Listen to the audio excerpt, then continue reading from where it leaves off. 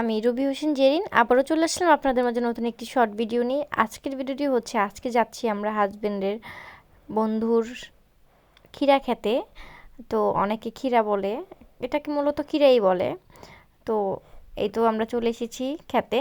তো এখানে পেঁয়াজ গাছগুলো লাগিয়েছিল, আমরা গতবার এসেছিলাম তখন দেখেছিলাম, এখনও পেঁয়াজ মনে হয়নি। তো এই যে মরিচ গাছগুলো তখন ছোট ছোট ছিল, এখন অনেক বড় বড় হয়ে গিয়েছে, খাওয়ার উপযোগী। তো এগুলো উনি ছোট ছোট অনেকগুলো ক্ষেত করেছে, অনেক সবজি আইটেম করেছে। এখানে লাগিয়েছে হয়তো পুঁই শাকের গাছ। তো এইগুলো ছোট ছোট আছে, এগুলো বিচি থেকে হয়েছিল। আর এগুলো এখানে লাগিয়েছে আপনাদের কচু ক্ষেত। আর এখানে লাগিয়েছে পাট শাক। পাট শাকগুলো ছোট ছোট হয়েছে, বড় হয়নি, খাওয়ার উপযোগী হয়নি। তো উনি অল্প অল্প করে অনেকগুলোই সবজি বাগান করেছে। আর এখানে ধান ক্ষেত, সবুজ ধান ক্ষেতগুলো অনেক সুন্দর লাগতেছে, চারিপাশে শুধু ধান ক্ষেত। আর এখানে লাগিয়েছে সেই ক্ষীরা ক্ষেত। তো ক্ষীরা ক্ষেত অত বড় না, ছোট মোটামুটি সাইজেরই। তো এখানে ক্ষীরা ক্ষেতগুলো এখন ফুল ধরছে, ক্ষীরাও হয়েছে।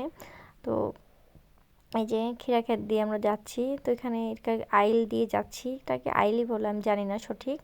তো এদিক দিয়ে রাদীপ যাচ্ছে, রাদীপের অনেক কষ্ট হচ্ছে যাইতে। তো সে দুষ্টাম্য করতেছিল, অনেক খুশি সে এখানে এসে। আর এখানে এই যে ক্ষীরা পাড়তেছিল আমার হাজব্যান্ড। তো ক্ষীরাগুলো মূলত বড়ই হয়েছে। তো আমি এখানে আসছি, আমার ক্ষীরা পাড়তে অনেক ভালো লাগে, এসে খেতেও ভালো লাগে। রোজা থাকার কারণে খেতে পারিনি, জাস্ট পেরে নিয়ে এসেছি। আর এখানে যে ক্ষীরা আমাকে ওনার বন্ধু আমাকে পেরে পেরে দিচ্ছিল, আমি খুঁজে পাচ্ছিলাম না, কারণ ক্ষীরা অনেক ভিতরে থাকে, খুঁজতে হয়। তো আমি এই যে পেয়েছি কয়েকটা ক্ষীরা। তো আমি এগুলো পাড়তেছিলাম, এগুলো এই যে এখান থেকে এখানে বড় বড় ক্ষীরা পেয়ে গিয়েছি আমি অনেক কষ্টের পর। তো অনেক রোদ ছিল আর ক্ষীরা খুঁজতে অনেক কষ্ট লাগতেছিল রোজা রেখে। তো এই যে ক্ষীরাগুলো অনেক বড় বড় পেয়েছি, আমি অনেকগুলো ক্ষীরা পেয়েছি। তো এই যে দেখা যাচ্ছে না, এখানে রোদটা অনেক পড়েছে মোবাইলে, এখানে আলোর মোবাইলে পড়েছে সূর্যটা, তাই দেখা যাচ্ছিল না, অন্ধকার দেখা যাচ্ছিল। আর এদিক দিয়ে রাদীপ ক্ষীরাগুলো ব্যাগে ভর্তি ছিল, কারণ সে ক্ষীরা বাসায় নিয়ে যাবে, সে পেরেছে, আমি পেরেছি।